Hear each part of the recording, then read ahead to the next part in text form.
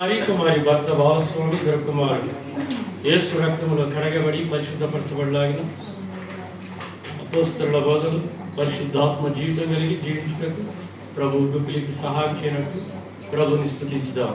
స్తోత్రం స్తోత్రం స్తోత్రం స్తోత్రం స్తోత్రం.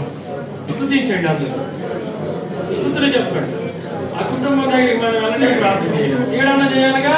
ఒక నిమిషం అన్న మూసుకొని ఎక్కడో ఆలోచనలో ఉంటాడు. ఇక్కడ 2 నిమిషాలు వాళ్ళ కోసం ప్రార్థన చేయండి. ఈ నూతన సంవత్సరంలో మొట్టమొదటి ప్రార్థన, నూతన సంవత్సరంలో నూతనమైన ఆశీర్వాదం, ఆరు మనసు రక్షణ, పరిశుద్ధాత్మ జీవితం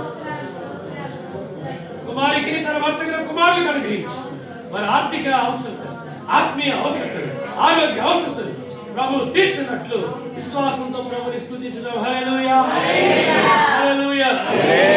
పరిశుద్ధుడా ప్రేమగల దేవుడు, దేవుడు ద్రవ్యుడైన యేసును పరిశుద్ధాత్మతో శక్తి చేత అభిషేకించనన్నది కార్యాన్ని సంచారం చేయొచ్చు. అపవాది చేత పిడిపడ్డ వారందరినీ స్వస్థపరచు, మేలు చేయొచ్చు. సంచరించున్న సేవ ఇచ్చిన తండ్రి, ఈ కుటుంబంలో నీ సంచారం దయచేసి, వారి హృదయాల్లో నీ సంచారం దయచేసి, ఈ ఆత్మ చేత నాయన వారిని లేవనెత్తి నామ మహిమాత్మైన స్థిరపరచు, ప్రకాశింపచేయను.